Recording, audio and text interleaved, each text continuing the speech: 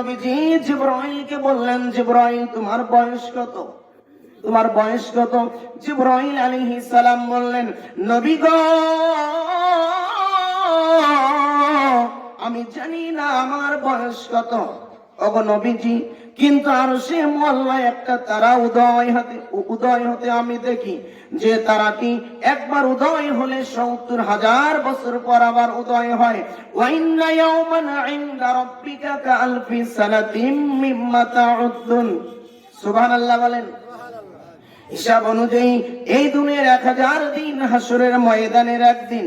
জিবরাইল আলাইহিস সালাম বললেন, নবী গো ওই তারকাটি একবার নয়, দুইবার নয়, ১০০০ বার নয়, ২০০০ বার নয়।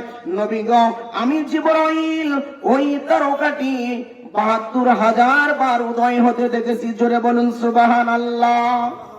নবীজি বললেন, জিবরাইল রে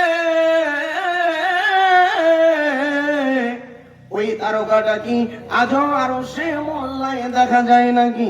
জিবরাইল আলাইহিস সালাম বললেন, নবী গো আল্লাহর কসম করে বলি গো নবীজি, না না না, ওই তারকাটি আর আরশে মুআল্লায় দেখা যায় না।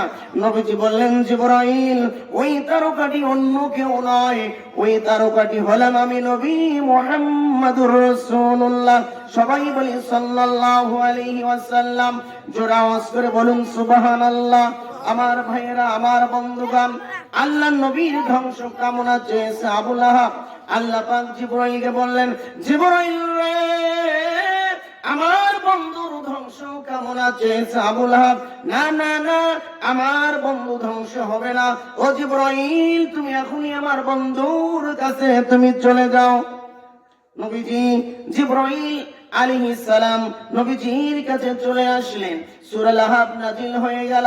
তাব্বাত ইয়াদা আবি লাহাবি ওয়া তাব মা আগনা আনহু মালুহু ওয়া মা কাসাব সায়াসলা নারান যাতা লাহাবি ওয়া আমরাআতুহু হাম্মালাতাল হাতাব في جيدها حبل من مسد। জোরে বলুন আল্লাহু আকবার।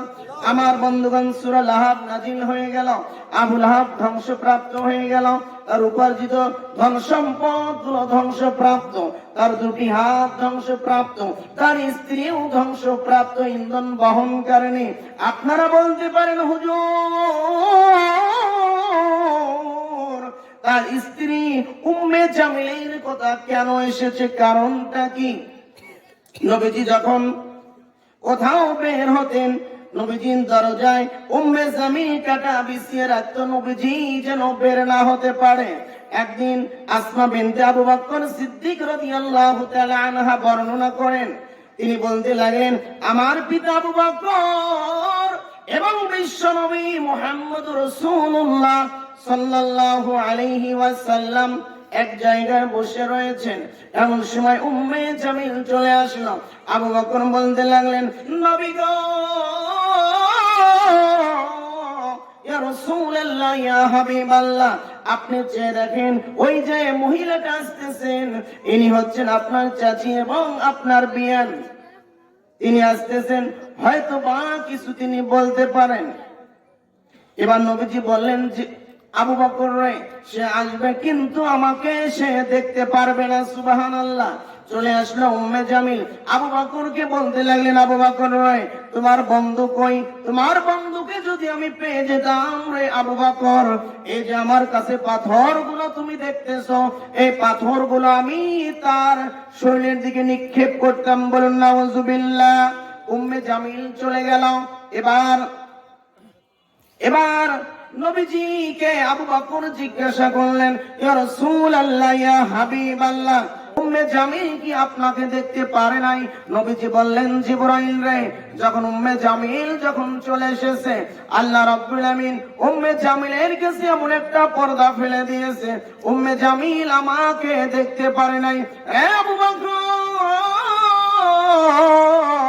আমি তখন সূরা ইয়াসিন তেলাওয়াত করেছি। জোরে বলুন সুবহানাল্লাহ।